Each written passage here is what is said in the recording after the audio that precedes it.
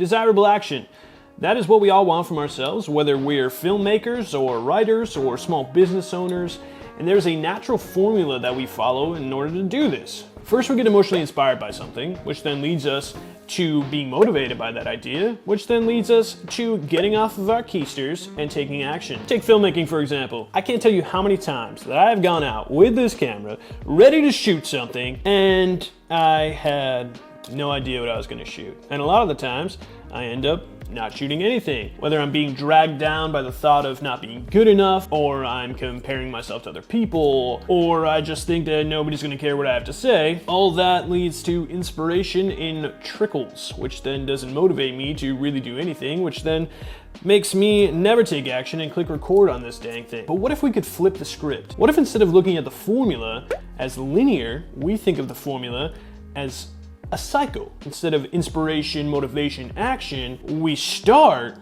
with the action, which then leads us to the inspiration, which then will lead us to motivation, which then again will lead us back to action, which will lead us to inspiration, which will lead us to motivation, which will lead us back to the desirable action, and so on and so forth. Now I know we're all thinking the same thing. How do you do that, Brandon? Well, the answer is actually simple. Any way that you can. And that's exactly what I did. The other day, I decided that I was going to take action. I pulled out my camera and I told myself, "Self, today you're going to make something." What was I going to make? I had no idea. But I knew two things. One, I was absolutely going to click record, and two, I didn't really want to leave my home. So staying home, I started getting my hands in motion and doing the normal stuff. I was sitting on my tripod, I formatted my cards, I was putting on a mic, and during all these little things, I looked up and I was looking out my window, a sliding glass window door thing to my bedroom, and I thought, this might be a cool shot. So I set it up. I framed up my shot, I did my focus, my white balance, the whole 9 yards. And then I did it. I clicked record and I got the shot. And after that, it made me think, why was I staring at the window? Was I looking for something? Was I waiting for something? Was I sad? And suddenly I realized I was waiting for something. It was inspiration, and boy did it come. And now I'm thinking about all the possibilities of what I could have been doing before I was sitting there staring out the window, and all the possibilities of what I saw out the window that got me so excited. And before I knew it, I'm setting up shot after shot after shot until I have a 3-minute short film on my hands. Again, it didn't really matter what it was about. It was about taking that action that was going to motivate me into filming a thing that would then lead to inspire me into shooting the next project. It's like when you jumpstart a battery in a car. Sometimes all it takes is just that initial jolt. Now I'll admit time was not on my side. I started maybe a little bit later than I anticipated. So the idea now that it was whirling around in my brain, I couldn't fulfill it in just that one day. But luckily, the formula hack kept me motivated over the next couple days, and I finished the shots and I edited it and I did the whole 9 yards and I finished the project. And for posterity's sake, in all its initially uninspiring entirety, here is